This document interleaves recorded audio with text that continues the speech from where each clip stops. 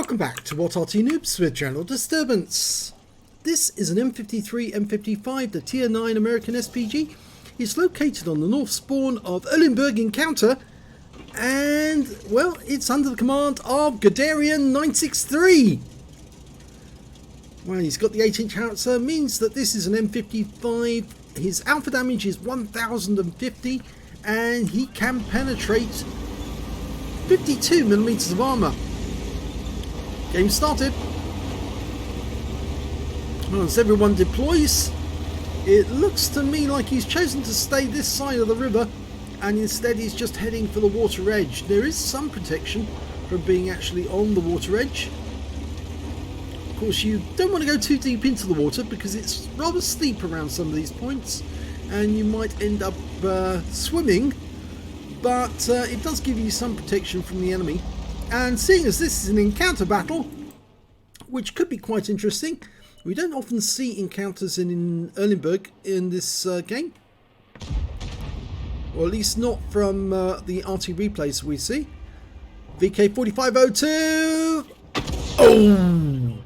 Well, that appeared to hit him, and it only did 58 hit points of damage, but there again, the 4502 is a heavy tank, so it does have heavy armor on the front, and that may be the reason why there was very little damage. And that EBR90 is giving that STB1 a few headaches, and I think the STB1's decided he has to deal with that EBR90 with good reason. If he doesn't deal with that EBR90, he could end up taking out their Arty.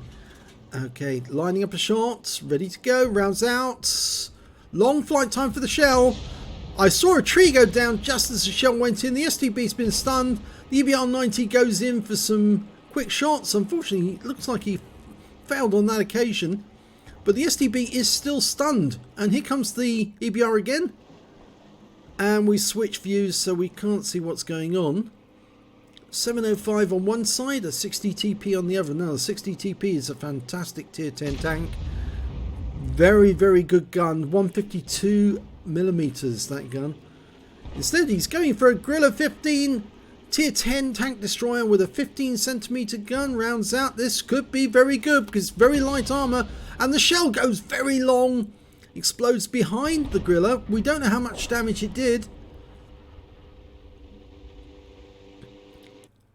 Reload time 35.44 seconds at the moment. Okay, we've got an Udes there hiding behind the house. There's a heap of rubble there, which makes it fairly difficult to lob a shell over that rubble into the Udes. But I think if he does fire it in right now, he'll probably splash the Udes because he's probably up against the house. I should say, actually, the splash radius for the Udes, for the shells rather, is 11.1 meters. Rounds out, direct hit, 442.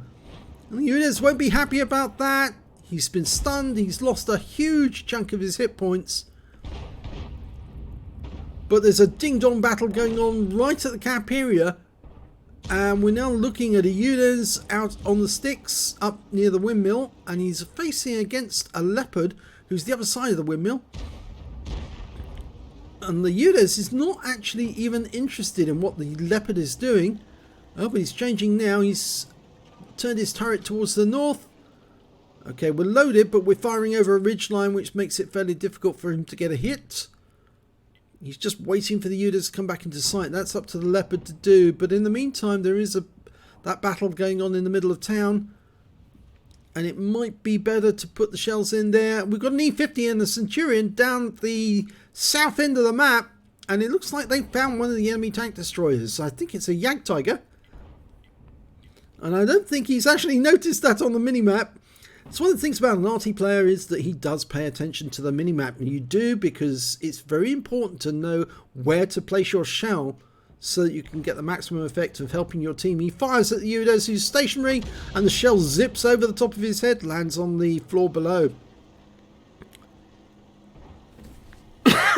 Excuse me. Well, that Jagdtiger is still in the south, and he's managed to fend off the E50M. Unfortunately, he did kill our teammates, so we lost that Centurion Action 10. Well, the UDES has moved down, and I'm not sure why the Leopard is not engaging him. I think it's because the Leopard is busy with another UDES, and he goes down. Where's the other UDES? There he is. Okay, can we get a shot on him? Line him up for a hit. Rounds out. Oh, he pulls away just at the wrong moment, but we do pick up some hit points anyway. And it looks like our Waffenträger auf Panzer IV has moved in for the kill as well. I think the UDES has to make a movement soon, otherwise he's going to get caught. He'll be looking at one, and the other one will pop round the corner and put a shell into him. And with a Waffenträger, and well, depending on which gun he's got, if he's got the 128mm, he's going to be able to do 490 Alpha, and that UDES has only got 143 left. Well, we're loaded. If we fire now, we'll probably splash him and stun him. And that might give our guys the means to actually go in there and get the kill. In the meantime, we've lost that E50M in the south, unfortunately.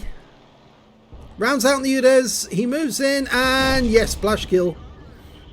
He went into a position where he could be hit. Now, the Waffenträger got hit by a stun from the enemy Arty, which tends to suggest that the enemy Arty is on the east side of the map and was actually watching that confrontation. Well, the enemy's losing by 2 tanks at the moment, and they're now occupying the east bank of the river, apart from Centurion Action 10 and that Jagdtiger right down in the south, and we haven't seen them for a while. Would have thought that one of our guys in the Object 430 might have seen them if they were moving north. But I have the feeling Guderian has decided that it's probably better to actually move over to the east side of the map and be behind his Jagdtiger and Leopard rather than being on the open west side, and there's nobody protecting him if he's there. So he's far better off over on this side of the map, even though the enemy heavies are on this side as well. And there's the 2 tanks that we saw in the south. Centurion Action 10 moves in for the game, and because Guderian's still moving, that's why the reticule wasn't closing in at all. He wasn't dialing in his aim because he was still in motion. Now he's stationary. His reticule is contracting. He's trying to get a shot. If these guys change position, he might be able to hit them. He fires, rounds out, and splashes the Centurion Action 10. Now he's getting rather close to the enemy. He doesn't want to get too close. They might spot him. And we're capping at the moment, so this could be an early end to the battle. Only 1 tank in the cap, but the other guys are kind of preoccupied. And that 60 TP is occupying the cap, and I don't think there's any way they can dislodge him. So it looks like this game could be coming to an end very, very quickly if the enemy team is unable to get somebody in to block the cap. Okay, we're dialing in on Tortoise and going for the Gorilla 15. At the same time, he fires the round in and hits both of them. And that's a big hit because 600 hit points, over 600 hit points gained, hitting 2 tanks with 1 shot. And the cap has been reset. The 60 TP left the cap to enable his teammates to get some more damage. We have a 1 tank advantage. And the enemy is being pushed back now. So the Jagdtiger that was seen in the south has been taken out of the game. And there goes the Tortoise. And that's Guderian's kill. Now, can he get this Gorilla?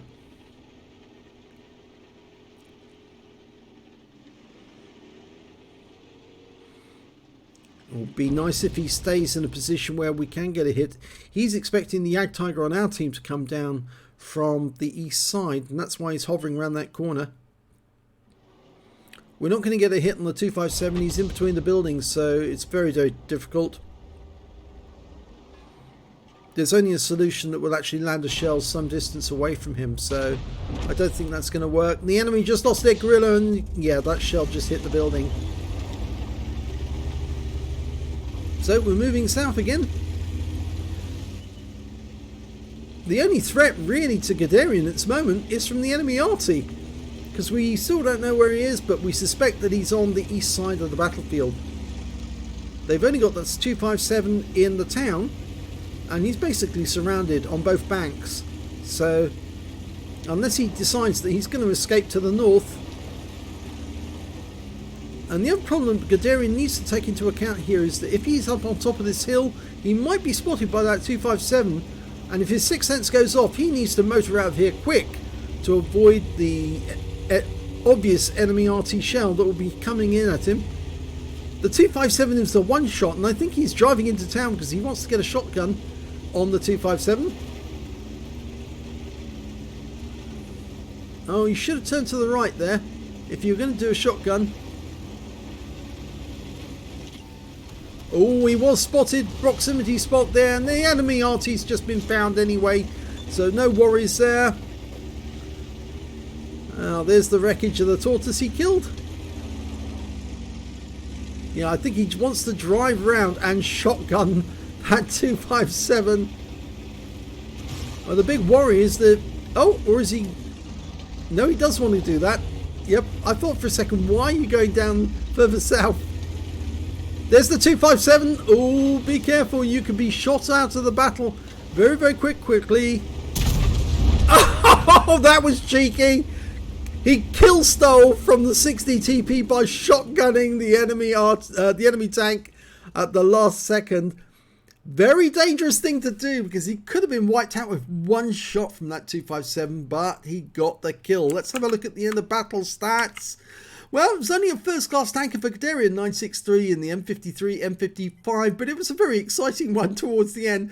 He managed to get a bruiser medal for getting at least 5 critical hits. In fact, he got 12 in this one, but unfortunately he didn't get any other medals during the game, even though he had a bit of fun.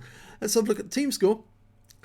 Well, not the highest amount of damage. That actually went to the E4, who got 4,455 hit points of damage. And the next high scorer was the Object 430U on the enemy team with 3526.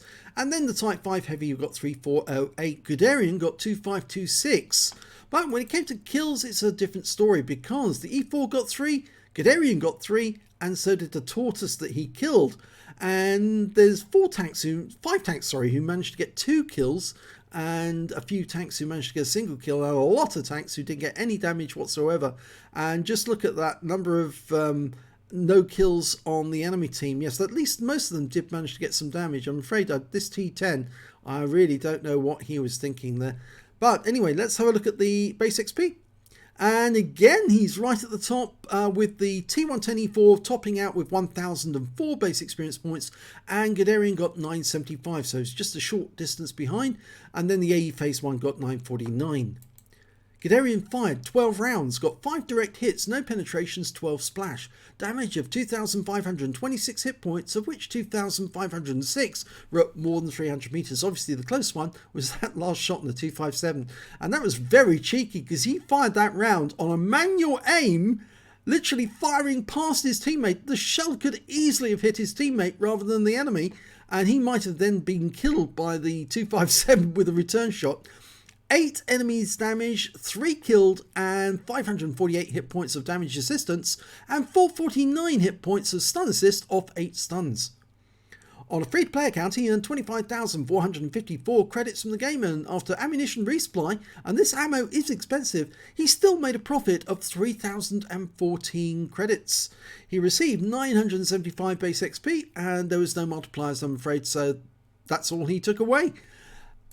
But all in all, it was a good battle, and that shotgun at the end, as I say, very dangerous but very cheeky, because if you do something like that, it's best to actually do it so that the enemy is sort of like caught unawares. If he turned right at the junction, he could have drove in behind the 257 and drove up behind him, and that would have been absolutely hilarious. Getting shot in the ass by an Arty at very close range is one of the most embarrassing ways for any tank to die, especially a heavy tank.